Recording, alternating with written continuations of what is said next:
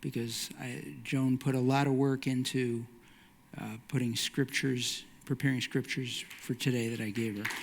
So I want to thank her for that. And thank the Lord for fixing the screen. My topic today is Hezekiah. I want to talk to you about Hezekiah. When I first was given this topic, I wasn't sure why I was to talk about Hezekiah. So I found out along the way, and you'll find out. Hezekiah was one of the three greatest kings of the Jewish kingdom. The other two, of course, David and Solomon. And that was before the kingdom was split into two.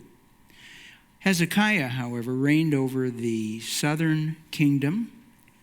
He attained the throne at the age of 25. He reigned for 29 years, from the year 715 BC to 686 BC. He is also thought by some to be the author, or at least the aggregator/editor, of several of the Psalms. He was a direct ancestor of Joseph, the husband of Miriam, or Mary as she's known in the Christian Bible. He was directly in Yeshua's lineage through Joseph. I believe there are several very powerful and invaluable lessons to be learned by studying the life of Hezekiah.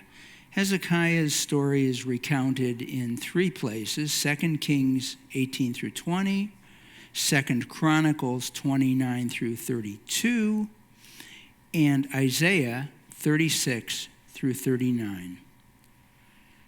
We learn about faith. We learn about the power of prayer, and specifically intercessory prayer. And we learn about deliverance from the clutches of evil. And we learn about healing and several other things. But first, some background. Let me sketch out the story. During Hezekiah's father's reign, Judah had been weakened by attacks and raids from surrounding countries, surrounding kingdoms.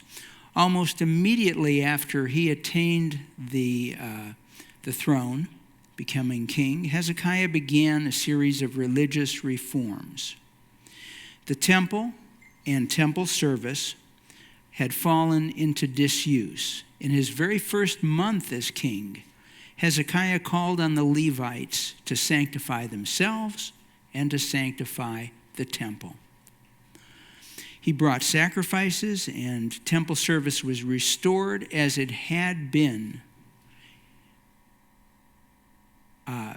And he sent messages throughout Judah and into the northern kingdom of Israel as well, inviting people to attend what would be the first Passover celebration in some time in the restored temple, in the purified temple. Although Passover was to be a month later than the normal Passover, which was the 15th of Nisan. This was because the priests could not have the temple readied in time. Interestingly, Adonai had already provided for a delayed Passover in Numbers chapter 9 for people who could not celebrate it on time, either because of travel or because of ritual uncleanness. Let's look at another element that Hezekiah brought back into worship. 2 Chronicles 29, 25 through 28 reads, "He stationed the Levites in the house of Adonai with cymbals, harps, and lyres, according to the command of David, of Gad, the king's seer, and of Nathan the prophet. For the command was by the authority of Adonai through his prophets. So the Levites stood with David's instruments, and the Kohanim with the trumpets. Then Hezekiah gave the order to sacrifice the burnt offering on the altar. When the burnt offering began, the song of Adonai also began with the trumpets, together with the instruments of King David of Israel. The entire congregation prostrated themselves while the singers sang and the trumpeters played. All this continued until the burnt offering was finished. And I emphasize this because it's important to recognize and realize that musical instruments were part of the temple service, as done in David's days in the tabernacle and in Solomon's days in the temple. And I emphasize this because in Orthodox rabbinical Judaism, you don't see instruments in a prayer service. You certainly don't see them on Shabbat or on a holy day for whatever reason. But I think it's invaluable to realize this was part of the temple service. Even there are some churches that are uncomfortable about the use of cymbals or marching with flags or singing and dancing and rejoicing. Unfortunately, so many synagogues and some churches have lost track of what Adonai has commanded. Hezekiah had invited people from all over Judah and Israel to attend the Passover service. Most people from the northern kingdom sadly ignored Hezekiah's invitation. Some even mocked him, but some attended. It had become a political issue, frankly, between the two kingdoms. It's possible that Hezekiah had hoped to reunify the two kingdoms into one. After Passover, it might be said that a revival was starting. It started like modern-day revivals. Think of Azusa Street, for example. It started in one place, small, and it grew, expanding outward. Worshippers throughout Judah started destroying idols and symbols of Canaanite gods and goddesses. They even destroyed the bronze serpent that Moses had made in Numbers 21, 6 through 9. You may recall back then that people had complained about God bringing them out of Egypt into this uncomfortable wilderness. And so Adonai sent poisonous snakes, which began biting people, and many died. So they repented, and they asked Moses to pray on their behalves. Moses prayed, and Adonai told him to make a bronze serpent. And when those who were bitten looked upon it, they would be healed. So Numbers 21, verse 9, reads, So Moses made a bronze snake and put it on a pole, and it happened that whenever a snake bit anyone and he looked at the bronze snake, he lived. So this, Adonai instructed Moses to make the bronze serpent, and he, Adonai, not the bronze serpent, saved people, saved their lives from the poison that was killing them. But this bronze snake that Moses had made was preserved, and now people were worshiping it, treating it like an idol. They treated it as though the bronze serpent on a pole had some kind of supernatural powers. So now it had to be destroyed to keep people from worshiping it. And there's a lesson here, one of several that we can learn from the story of Hezekiah. Be careful lest we fall into worshiping things that are merely representative of the Lord's mercy and grace. We don't worship the Torah, we honor it. We don't worship the mezuzah on the doors. We don't worship the talit, the shofar, or any other symbol. We don't worship the Roman execution stake, even though Yeshua suffered and died on it to save us from our sins. One of the things they tore down throughout the land were known as Asherah poles, and those were idols to a Semitic goddess considered to be a mother goddess. The bronze serpent was called Neshushten. Neshushten literally means great bronze or great serpent. Bnei Israel had gone so far astray that they were worshiping these idols and the bronze serpent. But back to Hezekiah's righteousness. In 2 Kings 18, 3 and 4, it reads, he did what was right in Adonai's eyes, according to all his ancestor David had done. He removed the high places, smashed the pillars, and cut down the Asherah poles. He also broke in pieces the bronze serpent that Moses had made. For up to those days, Bnei Israel were still burning incense to it. It was called Nehushtan, as I just explained. But Hezekiah was faithful to Adonai. 2 Kings 18:5-7 reads, he trusted in Adonai, the God of Israel. Indeed, none of all the kings of Judah after him was like him, and none before him. For he clung to Adonai. He did not turn away from following him, but he kept his mitzvot, his commandments, in other words, which Adonai had commanded Moses.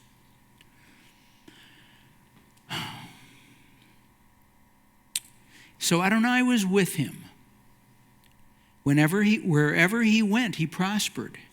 He rebelled against the king of Assyria, and he did not serve him. Okay, so Assyria was at that point a growing world power. Hezekiah's father had paid tribute to Assyria, and at first Hezekiah did the same. He chose not to immediately go against the Assyrians.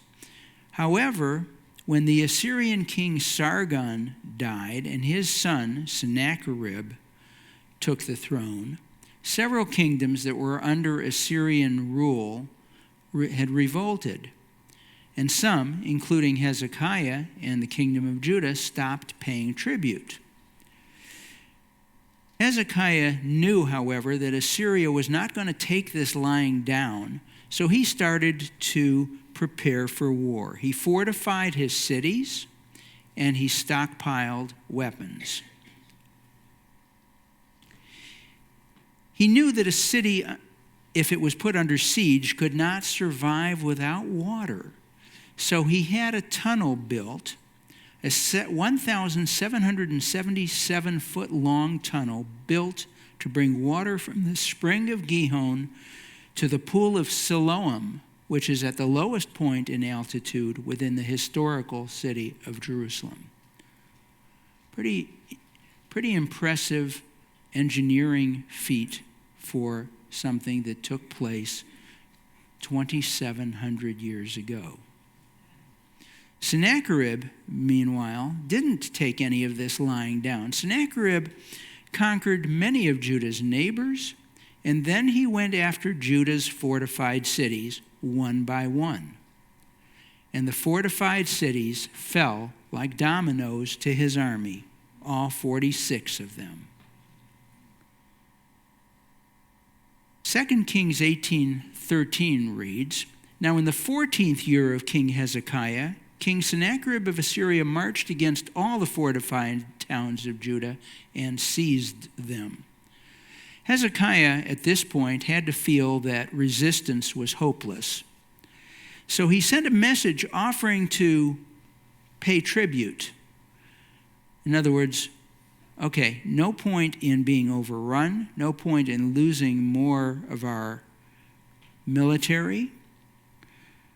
So he offered to pay tribute. And after all, that's what Sennacherib wanted. Okay?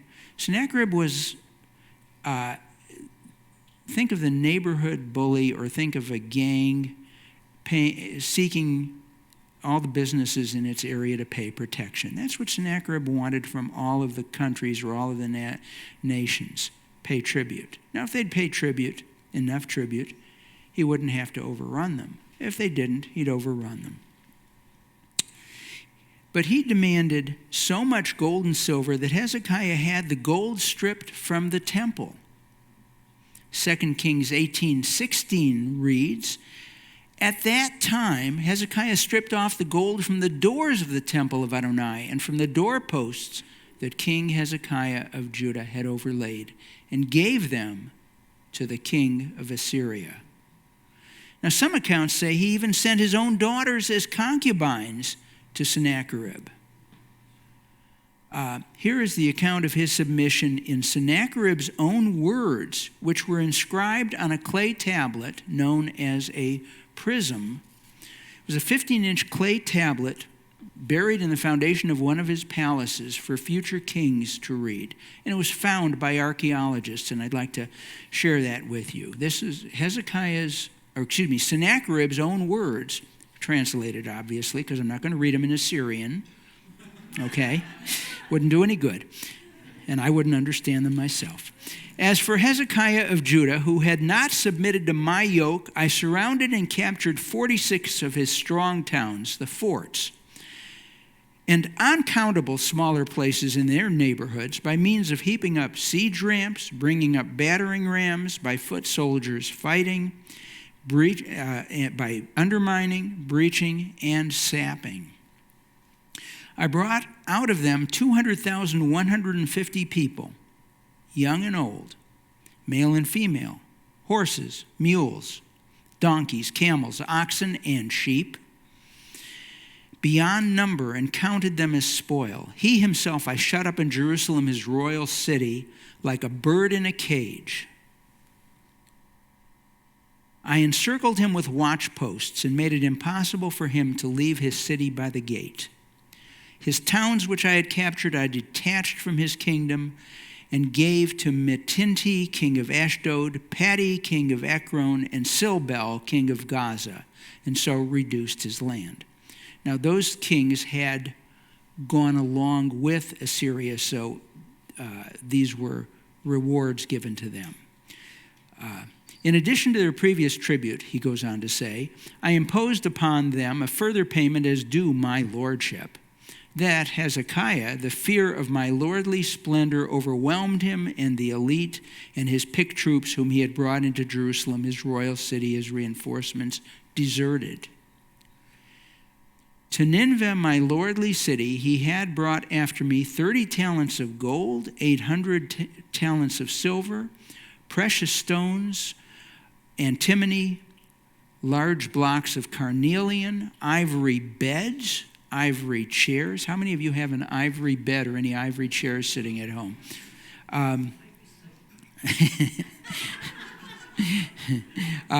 Ivory, elephant hide, ivory, ebony, whatever was very valuable. His daughters and his royal women, singers, males and female. He sent his messenger to pay tribute and homage. Clearly, Sennacherib was at this point pretty smug, pretty self-absorbed, proud of himself. Thought he was all that. Thought he was all that.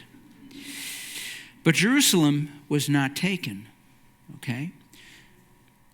So after that, and Hezekiah thought that having satisfied Sennacherib with all of these tributes, basically giving him everything, including women and his own daughters, that Sennacherib might go away and leave them alone. Sennacherib was not satisfied. And there's a lesson here. You can't satisfy a bully. The world learned that before World War II, and they tried to let Hitler take as much as he wanted, thinking he'd be satisfied. And we learn that with various dictators. But as I said, Jerusalem was not taken. So Sennacherib sent his army again toward Jerusalem, and 3 high officials were sent to meet with Hezekiah. Now, Hezekiah didn't go out himself to meet with them, but he sent out 3 of his own delegates. This is pretty typical even in modern diplomacy. If you send your Secretary of State, I'll send my Secretary of State, and they'll talk. Sennacherib's 3 officials had the following titles: the Tartan, the Rabsaris, and the Rabshakeh. They're thought to be the Tartan, the supreme commander of the army, the Rabsaris, the chief eunuch, and Rabshakeh was referred to as the chief cupbearer. Now Hezekiah sent out Eliakim, Shebna, and Joah. Eliakim was his chief of staff, or his minister of the palace, second in authority to the king. This guy was a VIP. Shebna was his secretary and scribe, while Joah was the recorder. Shebna was an interesting guy, a political operative who had previously been the number 2 to Hezekiah. And he had been replaced by Eliakim when it was discovered that he had done some things like have a tomb carved for himself. And he had clearly greatly overstepped his bounds. That tomb was found by archaeologists in 1870 on the steep rock face of the Kidron Valley. So now, after being demoted, Shebna kept the royal archives and handled royal correspondence. So he was the secretary, he was also Secretary of State. This meeting between the Assyrian delegation and Hezekiah's delegates took place outside the gates of Jerusalem, and soldiers were on the wall. Judean soldiers were on the wall. The Assyrians began not by speaking in Aramaic, which was the international language that diplomats would communicate in, but they spoke in Hebrew, and they spoke loudly. Not good. Not good. They spoke loudly in Hebrew so the soldiers could hear, the soldiers on the wall. The Judean people typically spoke Hebrew, but at that time they did not understand or know Aramaic. By Yeshua's time, Aramaic was a more commonly used language. Them using Hebrew at this point was designed to be psychological warfare. They were trying to spread disinformation, as you'll hear in a moment, and to twist the facts, to create fake news. Okay? So fake news is not a new thing. Okay? 2,700 years ago. Sennacherib was a liar, and he wanted to get Hezekiah's people to lose faith in Hezekiah as a leader and to lose faith in Adonai. And by speaking in Hebrew, the soldiers would hear, and they would tell their families, and their families would tell their neighbors, and so on and so forth. So the Rabshakeh said, and it's described in 2 Kings 18:20, you say you have a plan and military force for the battle, but those are only words of a lip. In other words, that's just talk. Who do you really rely on now so that you have rebelled against me? He was reminding them that they had previously allied themselves with Egypt, who had at one point gone against Assyria and not been successful. So Rabshakeh was also disparaging Adonai and suggesting that what Hezekiah had done in tearing down idols had angered Adonai, and that Adonai supported Assyria. How's that for fake news? Listen to 2 Kings 18:22. But if you say to me, we trust in our God, this is Rabshakeh speaking to Hezekiah's delegates. But if you say to me, we trust in our God, is it not he whose high places and altars Hezekiah has removed, and then said to Judah and Jerusalem, you must worship before this altar in Jerusalem, this altar being in the temple? So Sennacherib was taunting Hezekiah's military. Solomon had built up an impressive chariot army. Now, Hezekiah had a smaller, less professional military than Solomon had had and that David had had, and they were primarily garrisoned troops. They weren't battle-tested. They weren't battle-hardened. They weren't out in the field. They stayed put in and defended fortified cities. In 2 Kings 18:23 through 24, Sennacherib's delegation continued their taunting. And so the Rabshakeh said, so now make a bargain with my master, the king of Assyria. I'll give you 2,000 horses if you could put riders of your own on them. What he's saying is you don't even have 2,000 cavalrymen, 2,000 mounted soldiers capable of riding horses. He went on speaking in the name of King Sennacherib in 1825. Moreover, I have now come up against this land to destroy. Have I now come up against this land to destroy it without Adonai's approval? Adonai said to me, go up against this land and destroy it. Sennacherib was alleging that the Lord spoke to him and told him to come up against and destroy the land of Judah and Jerusalem. When Eliakim and his fellow officials asked the Assyrians to speak in Aramaic because the people were on the wall were listening, remember they were speaking in Hebrew, this is the response from the Assyrian officials in 2 Kings 18:27. But the Rabshakeh said to them, has my master sent me only to your master and to you to speak these words, and not to the men who sit on the wall, who will eat their own wastes and drink their own urine with you? He obviously wanted to demoralize the Judean troops who heard this and to have them spread this dire threat. He had some success because we're told that many of Hezekiah's troops deserted him. Sennacherib's people went on to say if Hezekiah surrendered to him, the people would be allowed to eat from their own vines and drink water from their own cisterns and eat from their own fig trees. But he was quite blunt in saying eventually they'll be deported. They'll be taken to distant lands and resettled. And that's what the Assyrians did when they conquered another people. They dispersed them. They took them from their own land and in order to destroy their national identity and their cultural identity, and I dare say their faith identity, their religious identity. So Hezekiah's envoys were extremely distressed and discouraged. They tore up their clothes and they reported back to Hezekiah. Now Hezekiah heard bad news. He could have thrown up his hands and surrendered. He could have ordered his army to go out into battle against the Assyrians in what would have been a suicide mission, given the fact that 46 of his fortified cities had fallen. Essentially, the score was 0 for 46. So that would have been foolhardy. He was distressed. Let's look at what he did.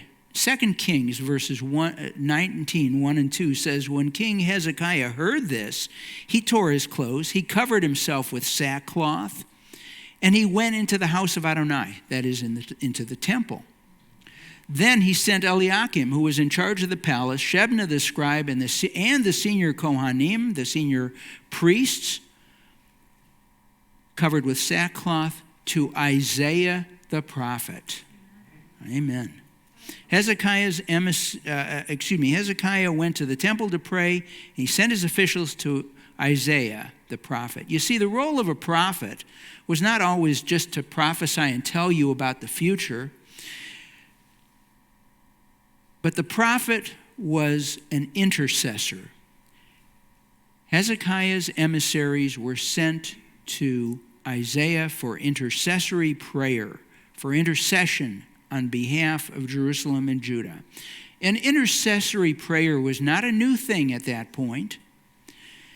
It was first seen in Genesis 20, verse 7, when Abraham and Sarah were living in the land of Gerar. And Abimelech, the king of Gerar, took a liking to Sarah. And Abraham didn't want to say that he was her husband. He said, if anybody asks, I'm your brother. And so she was taken to the palace of Abimelech, but thank the Lord, Abimelech had not yet touched her. And in Genesis 20, verse 7, it reads, so now, Adonai spoke to Abimelech in a dream, told him he would die if he touched her, because she was a married woman. He said, so now return the man's wife, for he is a prophet, and let him pray for you. Let him intercede for you, in other words, that you will live. But if you do not return her, know that you will surely die, you and all who are yours. So intercessory prayer goes back that far and is an important element throughout time. The role of prophet was understood, obviously, by Hezekiah as an intercessor, the role of prophet as an intercessor. Hezekiah did not simply rely on Isaiah to pray for him. Listen to his own words of prayer in the temple, which is reported by Isaiah in Isaiah 37, verses 16 through 20. He said, Adonai Tsevaot, God of Israel, who is enthroned upon the cherubim, you alone are God of all the kingdoms of the earth. You have made heaven and earth. Incline your ear, Adonai, and hear. Open your eyes, Adonai, and see. Listen to all the words of Sennacherib, who was sent to mock the living God. It is true, Adonai, the kings of Assyria have devastated all the countries in their lands, and they've cast their gods into the fire, for they were not gods, but the work of human hands, wood and stone. So they've destroyed them. Now, Adonai, our God, save us from his hand, so that all the kingdoms of the earth may know that you alone are God. Hezekiah prayed earnestly to God. He did not only ask for prayer from the anointed prophet, but he also came before Adonai himself and prayed. And there's an important life lesson here. Yes, ask for prayer, but do not hesitate to pray on your own behalf. Yeah, you can seek intercessory prayer. Go to the prayer warriors. Go to your own war room. Come before the altar. Pray on your knees. However you want to come to God, but remember, you can do it. You have to pray. Remember this. You need to pray your own requests as well as asking others to pray on your behalf.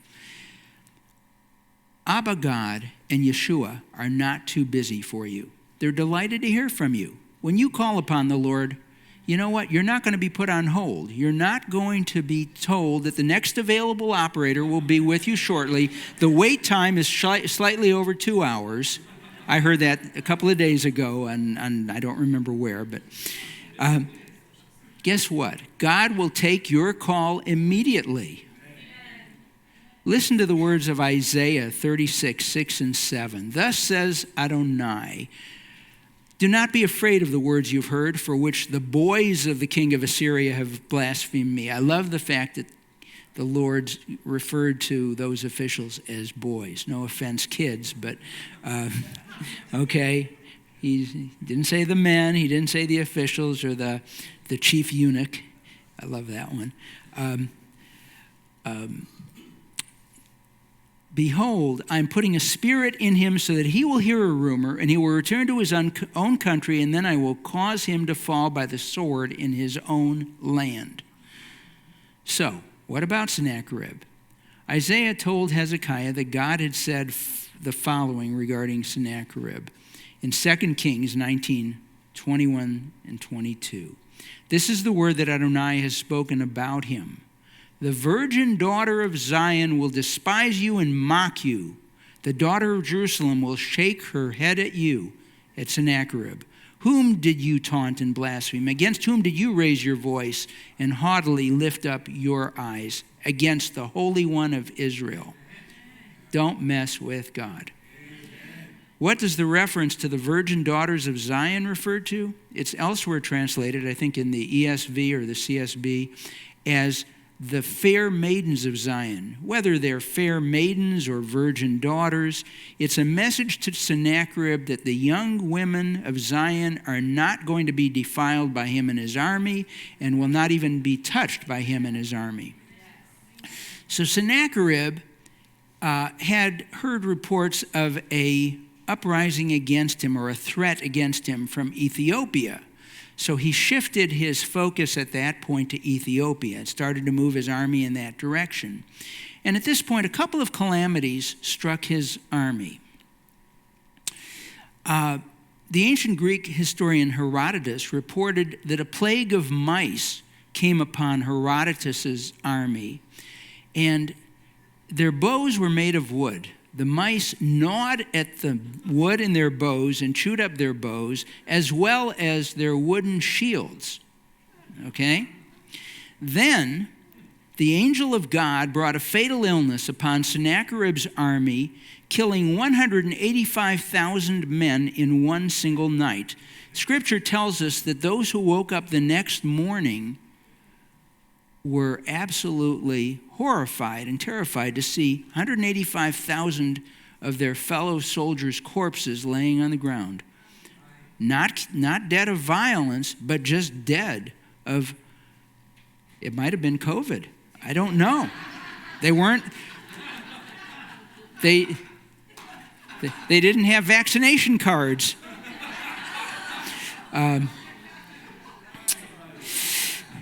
So Adonai destroyed both Sennacherib and his army and much of their weaponry, which put an end to the threat from Assyria.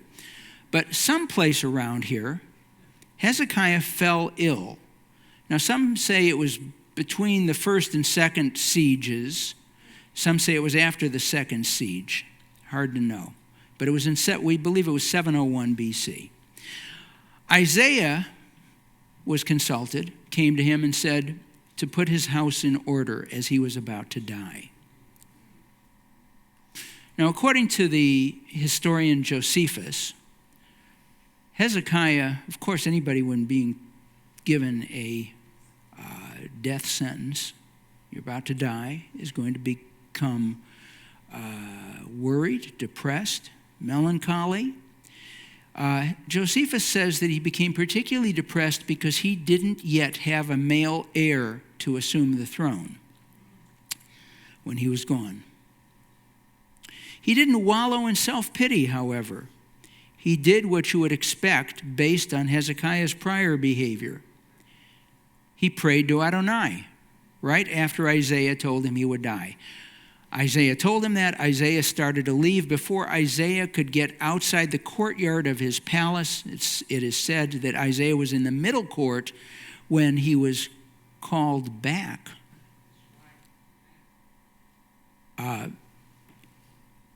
Adonai told Isaiah in 2 Kings 20, verses 5 and 6, "Return and say to Hezekiah, the leader of my people, thus says Adonai, the God of your father David, I have heard your prayer, and I have seen your tears. Behold, I'm going to heal you. On the third day, you will go up to the house of Adonai." God loves the number 3. He loves the third day, doesn't he? "Then I will add 15 years to your life. I will deliver you and this city from the hand of the king of Assyria. I will defend this city for my own sake and for my servant David's sake." Hezekiah asked for a sign from God that he would be healed and that his life would be extended.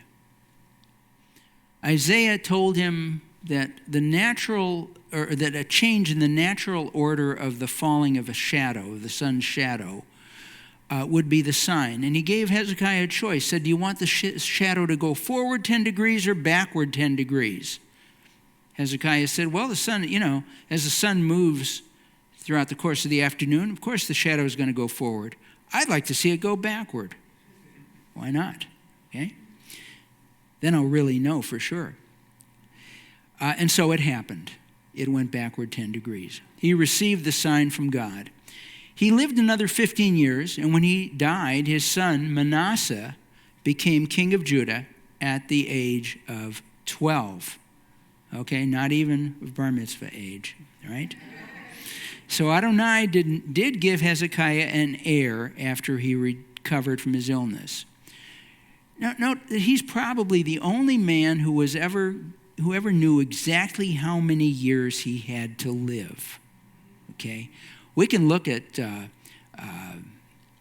life insurance company tables. We can look at life expectancy tables and say, if I'm this age and I was born here, maybe I'm supposed to live to 80 something, plus or minus, whatever.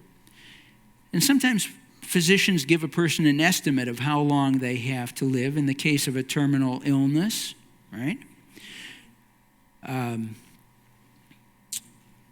God gave Hezekiah an exact number of years. When I was a kid, my mother had an aunt who lived on the East Coast. We lived in Detroit. This aunt had been told by her doctor she was dying. She had about 6 months. She should say goodbye to all of her relatives. And so she traveled around to Detroit and Chicago saying goodbye to all of her relatives. And then lived another 20 years, outlived her own doctor. But back to Hezekiah. After Hezekiah's recovery, a delegation from Babylon came to visit, allegedly to wish him well. They heard he had been ill. They couldn't just send him a Hallmark card, or an e-card. Well, Hezekiah was flattered. He showed them he was so flattered, and they were, they were very nice. And, we've heard about your success and how you escaped the clutches of the Assyrians, and now you've recovered from this horrible illness. And he showed them all of his treasury. He bragged to them about how well he was doing and how well his kingdom was doing. And, he didn't have a huge national debt. Okay? He wasn't in the red. Right? Some people think he might have wanted to cultivate an alliance or a military mutual defense pact with Babylon against Assyria. After all, Babylon was at that point just an up-and-coming power. So he showed off, he flaunted his wealth, and when they left, Isaiah came to him and said, "Who was that? And what were they up to? And what did you tell them?"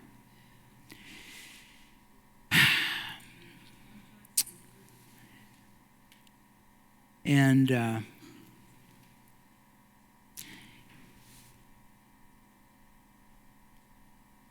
Hezekiah replied that he told them he had shown them everything in his treasury and told them exactly how well the kingdom was doing.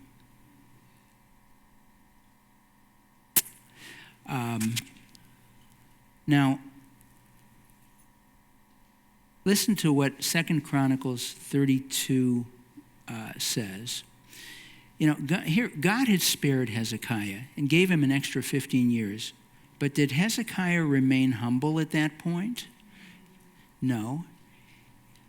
2 Chronicles 32:31 reads, "When the ambassadors of the princes of Babylon were sent to him to inquire about what had happened in the land, God left him alone to test him, to know all that was in his heart. And sadly, what was in his heart now was pride." Isaiah then prophesied as follows in Isaiah 39, 5 through 7. Isaiah said to Hezekiah, "Hear the words of Adonai Tsevaot. Behold, days are coming when everything in your house, which your fathers have stored up to this day, will be carried to Babylon. Nothing will be left. Nothing will be left, says Adonai. Moreover, some of your descendants who will issue from you, whom you will father, will be taken away and will become eunuchs in the palace of the king of Babylon." Upon hearing that after his death, at some future time, Judah would be conquered by Babylon, you might think he would be distressed. You might think that, okay?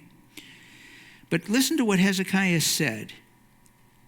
In 2 Kings 20:19, he expressed relief. It says, "Then Hezekiah said to Isaiah, 'Good is the word of Adonai which you have spoken.'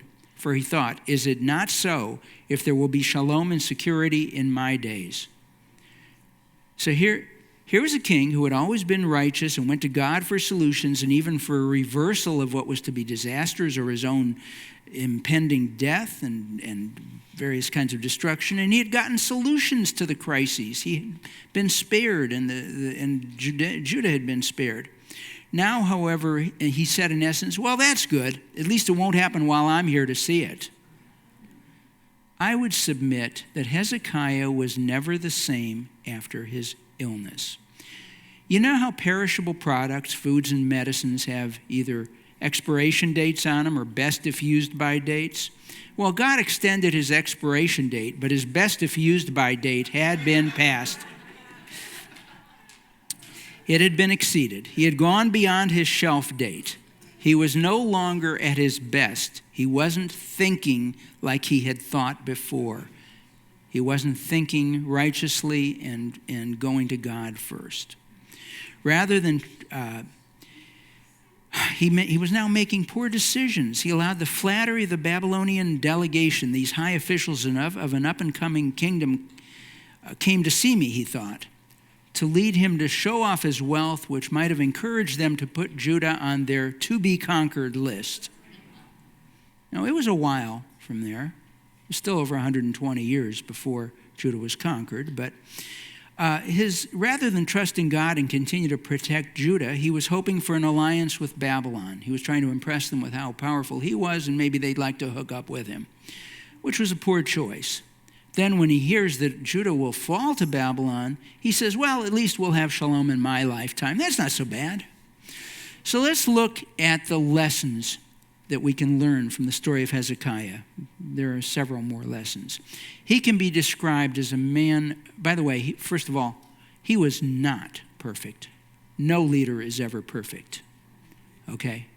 No president, no king, okay? We have good ones, we have bad ones. None of them is ever perfect, though. There's only one perfect, and it's up there, okay? But Hezekiah can be described as a man of great faith who recognized the power of prayer and who led a great revival, perhaps the first major documented revival. We can learn that faith is crucial, not just some of the time, but all the time. Faith is grounded in the reality of the past. God told us what he would do, and God did it. God is a God of his word, so we have faith in him. We trust in the Lord and in the power of his might. Hezekiah demonstrated that prayer is powerful and produces results. But again, as I said before, don't be afraid to pray on your own behalf. Go ahead and ask intercessors and prayer warriors to pray for you, but don't hesitate to ask God directly. God wants to hear from you. Back to Hezekiah and his revival. You might think a revival is all joy and beauty. The Spirit of God is manifesting. Revival is exciting. What could be better? What could be better? Remember that while those who love the Lord are thrilled at a revival brings about pushback and resistance by those who are opposed to it. No revival is entirely smooth sailing. When there is a revival, who is upset? Who opposes it? Well, if you say atheists, you're sort of on the right track, but not quite there. Who promotes atheism? The adversary, Hasatan, Satan in English. And he will always try to create chaos where there is a revival.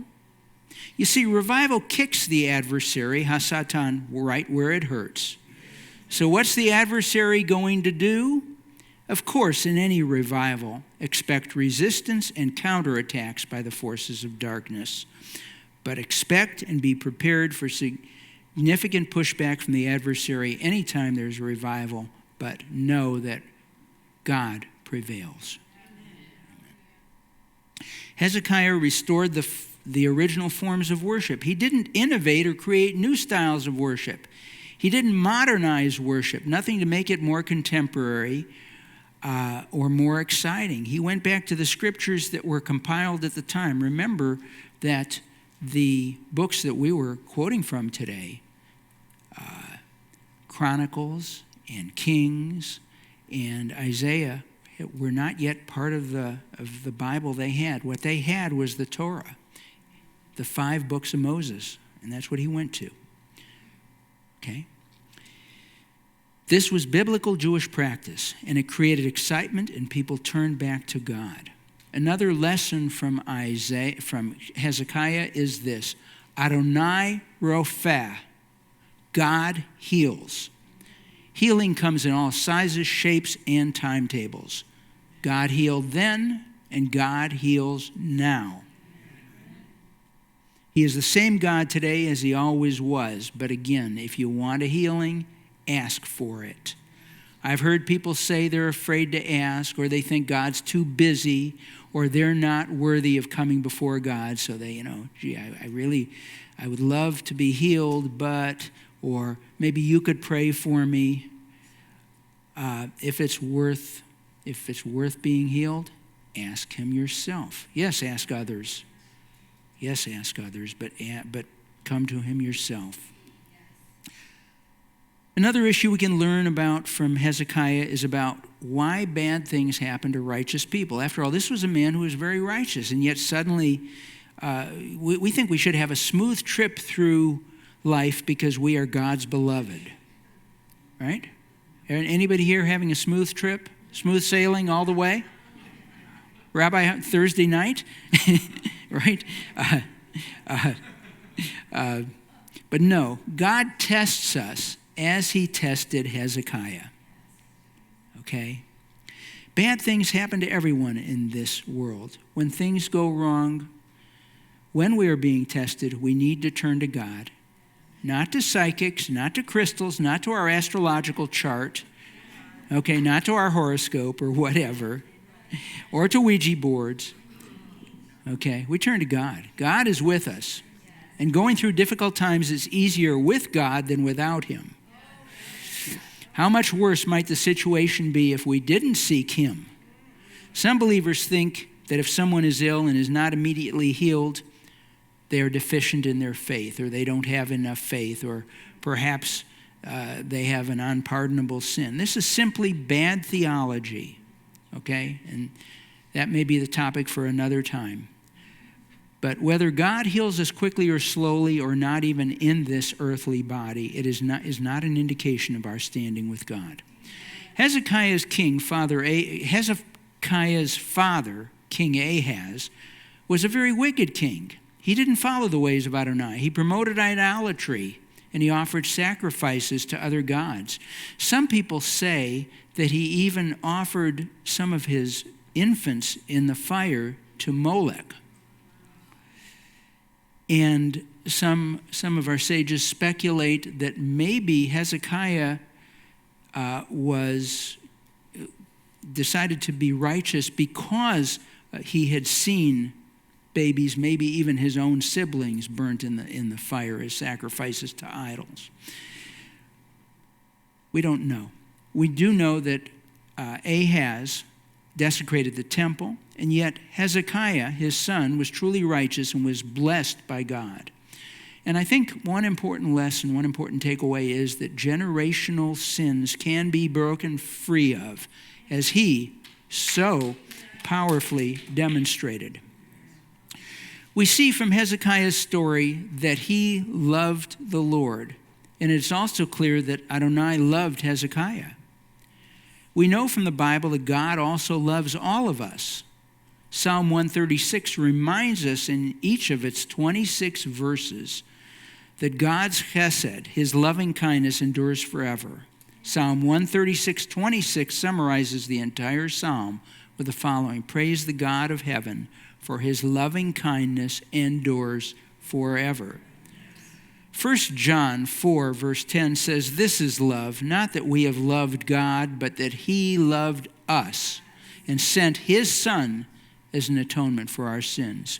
He loves us, even those of us who do not draw close to him, who do not seek him. Okay? Otherwise, why would he have believers continue to bring the word to the unbelievers? Because he loves even the unbelievers. He wants to give them a chance. He loves the lost. He wants them to return. He wants the best for them. And that requires them to know him. To know him is to love him. When you know God, how can you not love him? When you know Yeshua, the Messiah, how can you not be in love with him? In Ephesians 2, verses 4 and 5, Paul writes, But God was rich in mercy because of his great love with which he loved us, even when we were dead in our trespasses. He made us alive together with Messiah. By grace you have been saved. We are created in God's image. We see throughout scriptures that he has feelings just as we do. We have the ability to have all those feelings and emotions because God created us that way, including our range of emotions. Okay? I think we learn this from God or inherit it from God, maybe in the DNA that he planted in us. So when someone, think of Hezekiah, honors God, follows God's commandments and worships him, then God is particularly attentive to that person's prayers. A wise person once said, keep your friends close and your enemies closer. Okay? I would suggest the saying ought to read, keep your friends close, your enemies closer, but Adonai closest of all. When we cling to him, as Hezekiah did, Adonai will answer our prayers and will reward us. In 1 Corinthians 13, Paul wrote beautifully about love and concluded this chapter with 1 Corinthians 13:13, which reads, "But now these three remain, faith, hope, and love, and the greatest of these is love." We shouldn't minimize the importance of faith and hope, as mentioned by Paul in this verse. We can learn from Hezekiah's hope. Hope cannot be sustained for long without faith. Whereas faith is based on the reality of the past, hope is an expectation of a positive outcome in the future. Not only did Hezekiah have faith, not only did he love Adonai, but he had faith and love, but he had hope. He had an expectation, a confident expectation that stems from his faith. He looked at the likely reality of a future positive outcome. When he prayed to Adonai, when he cleansed and restored the temple, he expected that Adonai would deliver a positive outcome. He had hope. Can you imagine facing the Assyrian siege of Jerusalem after they had taken 46 of your cities? Can you imagine that without hope? Yes, can you imagine, he was distressed. He went to the Lord and to the prophet. And then when he was told to prepare to die, what did he do? He went to Adonai because he had hope. And the Lord delivered a commutation of his sentence. Romans 5:5 says, "And hope does not disappoint because God's love has been poured into our hearts through the Ruach HaKodesh who was given to us." And in Romans 15:13, Paul wrote, "May the God of hope fill you with all joy and shalom in trusting, so you may overflow with hope in the power of the Ruach HaKodesh." The prophet Jeremiah wrote in Jeremiah 29:11, "For I know the plans I have in mind for you, declares Adonai, plans for shalom and not calamity, to give you a future and a hope." This is the lesson about hope that we can learn from Hezekiah, okay? That I know the plans I have for you, declares Adonai, plans for shalom and not calamity, to give you a future and a hope. Now, we can also learn from Hezekiah's mistakes and sins. He was human, as I said before. He was imperfect. Kings, presidents, and yes, even celebrities are no more perfect than you or me. Hezekiah was a king, but all the kings of Judah and Israel, even the best ones, made mistakes and had sinned. God loves his children, and we're all children of the one true God. God forgave Hezekiah and gave him 15 more years. Maybe his greatest sin was to let his pride get ahead of him after such a lengthy run of righteousness. And that was a costly sin. But it wasn't just that he was prideful, but that he didn't seek input from God in his meeting with the Babylonians. He was thinking about the importance of maybe creating an alliance with Babylon rather than trusting in God at that point. And remember, God had said, "I'm testing him." Okay? So, and some of our sages write that another sin was removing the gold from the temple, that he should have relied on God. Even in times of great duress, great distress, we must consult in Adonai.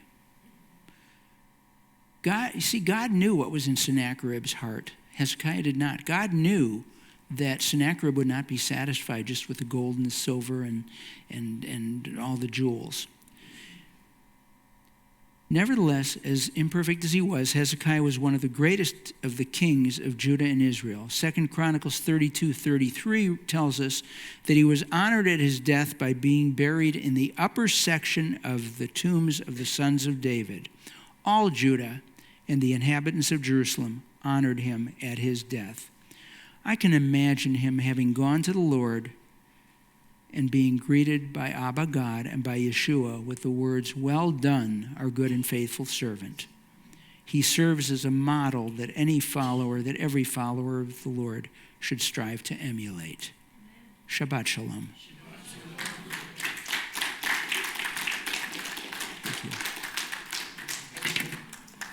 Thank you. I believe we're dismissed? Okay.